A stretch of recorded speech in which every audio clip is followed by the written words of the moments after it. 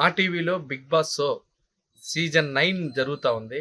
దీనివల్ల చాలామంది అనేక రకాలైనటువంటి ఇబ్బందులకు గురవుతున్నటువంటి పరిస్థితి కనిపిస్తా ఉంది.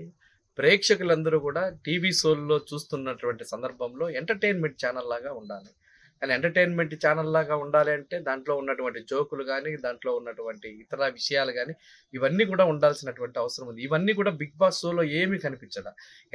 నెగెటివ్ ప్రచారం విపరీతమైనటువంటిది జరుగుతా ఉంది. తరచు ఆ షోలో గొడవలు గాని, వాదనలు గాని, మోసాలు గాని, గ్రూపిజాలు గాని, ఇలాంటివి అనేక రకాలైనటువంటి యూత్‌ను ఆకర్షించడానికి కావాల్సినటువంటిది అన్నీ కూడా అదే మాదిరిగా కొనసాగుతున్నటువంటి పరిస్థితి కనిపిస్తా ఉంది. అదేవిధంగా సెలబ్రిటీలన్నీ ఎవరెవరినో తీసుకొచ్చేస్తారు సెలబ్రిటీలందరినీ. వాళ్ళు ఏమి సమాజానికి ఆవు గింజంత కూడా ఉపయోగపడింటారు.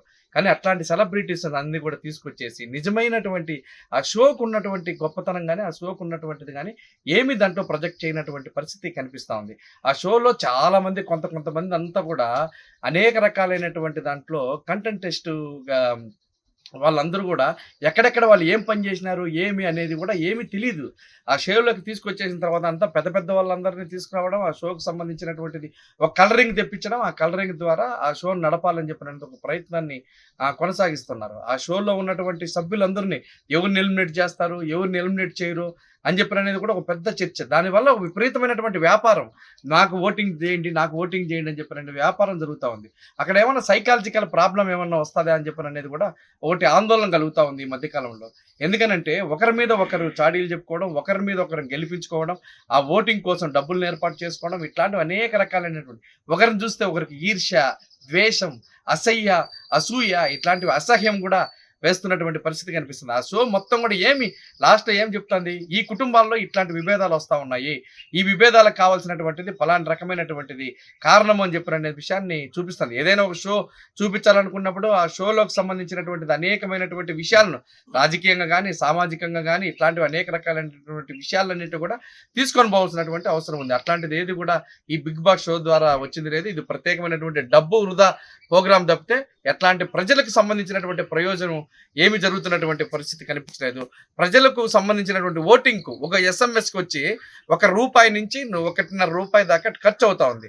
పలాని వ్యక్తికి పలాని పోల్ చేయండి. ఈ వ్యక్తి మీరు పోల్ చేసేదాన్ని బట్టే ఇక్కడ అతను ఈ దాంట్లో నెగ్గుతాడు అని చెప్పిననేది ఒక విపరీతమైనటువంటి ప్రచారం చేయడం. ప్రతి వాళ్ళు పలాని వాళ్ళు నచ్చినారు కాబట్టి వాళ్ళకు సెపరేట్‌గా చేస్తున్నటువంటి పరిస్థితి కనిపిస్తా ఉంది. నైతిక విలువలు ఏమి కూడా లేవు అందులో.